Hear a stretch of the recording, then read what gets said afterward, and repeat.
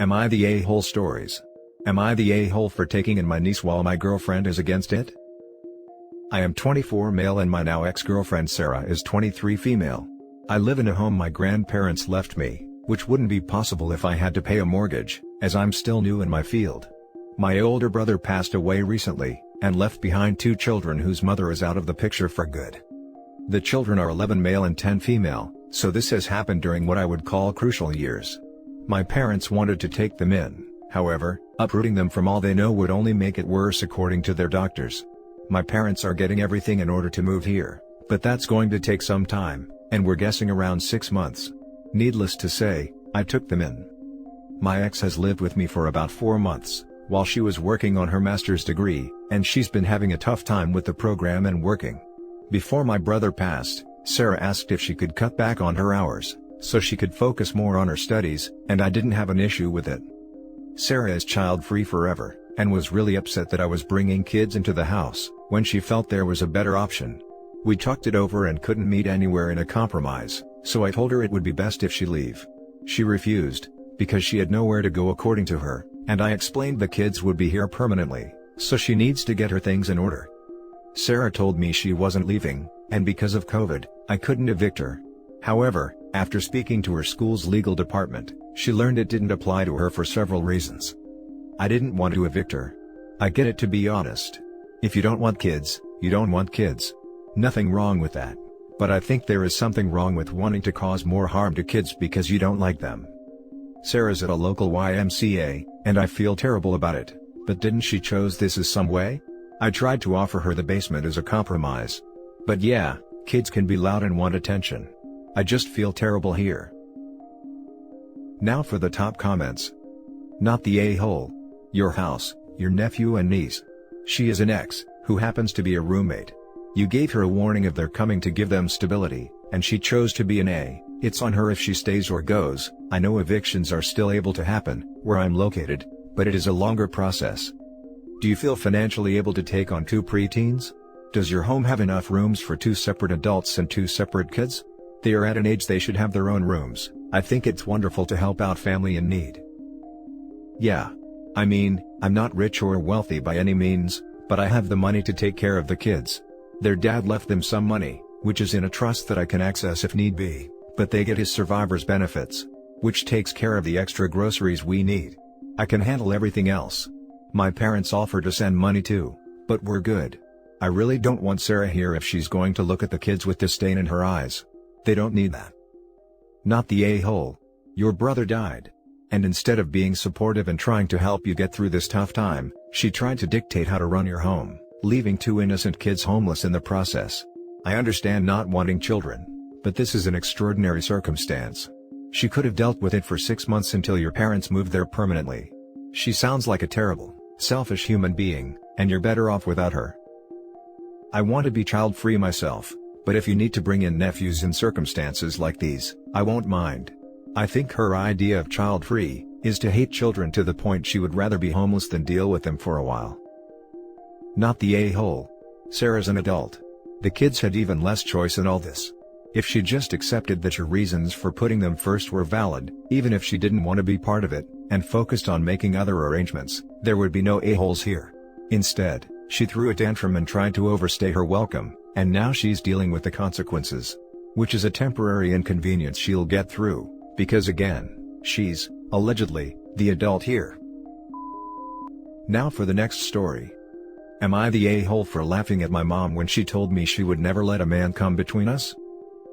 For starters, I just want to say I, 21 female, love my mom, 49 female. I think for the most part, she is a great lady, though she has a fear of ending up alone, which oftentimes means she stays with men too long and disregards us. Now this attribute wasn't too bad, until she met her now fiancé David. David is not my cup of tea. Before my mom and him were together, my mother and I never fought, but David would constantly instigate fights between us for no reason. Literally, one time he told my mom I was being disrespectful for going to a school-sponsored event, and not getting home right on time because the buses were late. He also makes terribly rude remarks to my siblings and I, most of them being grossly sexist, homophobic, and ableist. My brother has a mental disability, which David perceives as him being lazy. He also makes rude remarks to my mom a lot, but does it under the guise of being nice or helpful, which basically means he says it with a smile. He was not very nice to his animals either, which I think is disgusting, but luckily he doesn't have any at the moment, so I don't need to worry. I told my mom from the beginning, when I was 17, that I didn't like him, and she told me she wouldn't sacrifice my happiness for hers. So now since I'm an adult, I usually just leave her be. The other day though, we were talking about a friend of hers who is basically emotionally abusing one of her kids to appease a man. My mom said, "Ugh, it's just terrible, I would never let a man treat my kids like that or come between us." Which I just laughed at. She got irritated at that and asked why I laughed, and I just said that she might not have been as bad as her friend, but David does treat us disrespectfully, which you have chosen to ignore. I told her it's fine now and you should hold your friend accountable, but you're also being a hypocrite. She freaked out, started crying and hung up.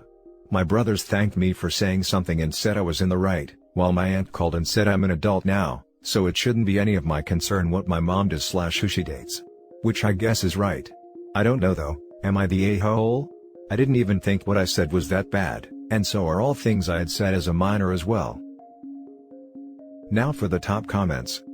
Not the a-hole, being an adult doesn't mean what she did wasn't comparable to her friend.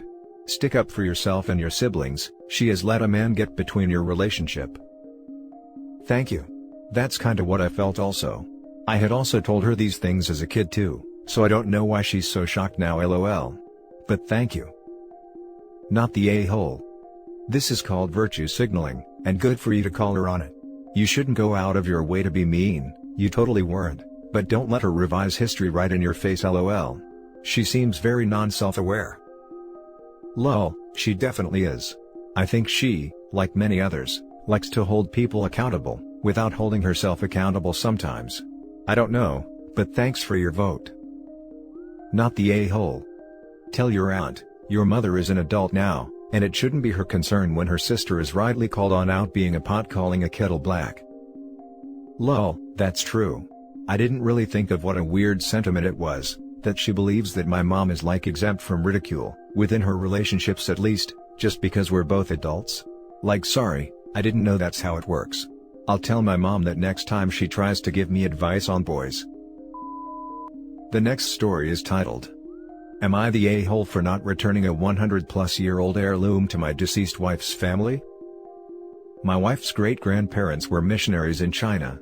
My wife's grandmother had a number of keepsakes from their travels, including a beautiful Chinese painting that hung in her house. Ever since childhood, my wife had loved that painting. I remember spending our first Thanksgiving when we were dating at her grandmother's, and her talking about how much she loved it. About 5 years ago, my wife's grandmother's health started to decline. The family, me, wife's sister and her husband, wife's father, helped her move into an assisted living facility. Because it was a small apartment, my wife's grandmother gave many treasured items to her son and grandchildren. Knowing how much my wife liked the painting, her grandmother gave it to us. About a year later, my wife's grandmother passed away. Her will did not mention the painting or any of the other items she gave away during the move. We hung the painting over our living room couch, and my wife loved it. Tragically, my wife passed away from cancer last month. Due to COVID, we had a very small funeral. It was the hardest Christmas I ever faced, though both her and my family were supportive. It may sound cheesy, but the painting helped. Knowing how much my wife loved it, it helps me to feel like she is still around in spirit when I was sitting on our living room couch by myself. About a week ago, my wife's sister came over to pick up a few small items she had lent my wife. She saw the painting, and asked me if I would give it to her to keep it in the family. My wife had some fertility issues, and as a result, we didn't have any children, though we had started the adoption process when she got her cancer diagnosis. I told her sister that the painting was an important reminder of my wife, and I wanted to keep it, though I would be happy to will it to her children when I died. Her sister said that I might change my mind if I remarried and had children of my own, and it would be better to give it to her now. She also said that her grandmother wouldn't have wanted me to keep it. I said I would think about it. I think she could tell how painful it was, because she didn't push the issue any further. Since then, my wife's father has called, and while he didn't focus on it, he did mention that he wanted to keep the painting in the family. However, the thought of giving it away feels a bit like losing my wife again. Am I the a-hole for keeping the painting? Now for the top comments. Not the a-hole, First of all, my condolences. Legally, I'm pretty sure the painting is yours now, as it was your wife's, and since she sadly passed, her belongings are yours as the survivor partner. Also, it's been a month since it happened, and these people want to take the painting? Like, did they forget about the person wife? Talk about being insensitive. Do what you think your wife would have done with the painting. If that is to keep and treasure it, so be it. Also, this might hurt, but from the comments, they said they don't consider you family. So, reflect on that too. Edit, lots of people are saying you should return it at some point. No. You can give it back, but it's yours. You can't return it because it's not theirs, you're not borrowing it, it's yours. You don't need to gift it back to that family. It left it once your wife got it, and became part of your family. If eventually you feel that you want to be generous and gift something to them, you can. But I repeat, you can keep that forever. You can get married/adopt and will it to your children. It's not theirs to demand or be returned to. Against the grain, you're the a-hole. It's sweet to have that reminder, but you were not the only person to lose your wife, or her grandmother, and your wife was not the only child to grow up with that painting in her childhood home. This is a family heirloom. It is very reasonable of her family to want it back, and no, I'll will it to your children is not enough. If I were the sister, I would want my kids to grow up with the painting in their home, just like I did, as a reminder of the legacy of their great-grandmother. If you give it to one of them, in 30 to 50 years when you kick the bucket, it won't have the same emotional connection. I get that you are hurting and don't want to let go of anything that reminds you so strongly of your wife, but you need to find other ways to keep her memory alive, because this one is selfish. I can't believe the not the a-hole judgments here, because it's legally your painting. This is am I the a-hole, not, am I legally allowed to be an a-hole? Edit to add, it's a very gentle you're the a-hole. I don't think you're an a-hole if you want to keep the painting up where your wife put it for a while longer, especially since it is helping you during this acute period of grief. And as you said, her family was supportive in the past, there's a good chance they would be fine with it too. But a year or two from now, it should really go back to them, not when you pass away in several decades. Morally, please give back the heirloom. You have other ways to remember your wife by. I agree with you, true. It seems not everyone appreciates the significance of family heirlooms. The responses are surprising, and a good reminder to set instructions on heirlooms prior to passing. My fiancé would never think of keeping my family's heirlooms, as I would never think of keeping his. The last story is titled, Am I the a-hole for not spending time with and money on my step-siblings while I do just that for my actual siblings? I am not sure if I am or am not the a-hole in this situation, however my parents and step-parents are in unanimous agreement that I am, so here we are, trusting strangers to give their judgment. I am 25 male, and I have 7 siblings, 4 of them half-siblings, 3 of them full. 2 of the full siblings are adults, 24 female and 21 female, and the rest are still kids living at their home. The oldest of whom is my other full sibling, 16 female, and the rest are half-siblings between the ages of 4 and 11, 2 are my dads and stepmoms, 2 are my moms and stepdads, and 5 step-siblings of whom 1 is an adult who is 20, and the rest are between 11 and 18. That's probably a bit of a mess, but I hope it is understandable. I lived mostly with my dad after my parents divorced, and would say I got somewhat close-ish with stepmom's kids, but they apparently consider me their brother, and I would not consider myself close at all with my stepdad's kids. As for my half-siblings, I have always made it a point to be in their lives, despite the big age gap, and I am close to all of them. Well, I put myself through college and graduated 3 years ago, got lucky and ended up in a great job, and now I am making really good money. I don't have big expenses apart from the basics like rent, so I end up saving up most of my money, and I spoil my siblings here and there. Added to that, when I am off work and not spending time with my girlfriend, I am generally spending time with my siblings and half-siblings, which is where the issue is. Turns out, the step-siblings are extremely jealous of that relationship, and my stepmom's kids have especially been flipping out, especially if I get my siblings expensive gifts. I got my youngest full sister, 16 female, an Xbox a while ago as an example. Apparently, they got so jealous they had a rage fit, since she would not make it a family Xbox. I have since been called into a family meeting with my parents and step-parents, at which they explained they are mad I don't do the same for my step-sibs, especially because they can't afford to themselves. I'll make good money, but a ton of kids means there is only so much to go around, When I declined and told them I have no obligation to do the same for my step-sibs, they asked me to at least take them along when I take my sibs places, which I again declined, since this means I am essentially forced to babysit and spend money on a bunch of kids I got nothing to do with, instead of just spending quality time with my actual siblings. Well then, the tears started, and my stepmom tried guilting me about how her kids consider me their brother, and when I didn't budge, it became one huge argument, at which point, I left. Everyone is united in telling me I am being the a-hole now. So here I am, looking for judgment by uninvolved parties. Now for the comments. Not the a-hole, this is your time and your money, you spend it however you want, they are not entitled to it. But on the other hand, it is perfectly reasonable of your step-siblings to feel estranged. You don't treat them the same, they don't feel appreciated the same. Because they aren't, but I would think it would make sense considering I only lived with my stepmom's kids for a little over 3 years, and barely spent time with my stepdad's kids. Not the a-hole. When I declined and told them I have no obligation.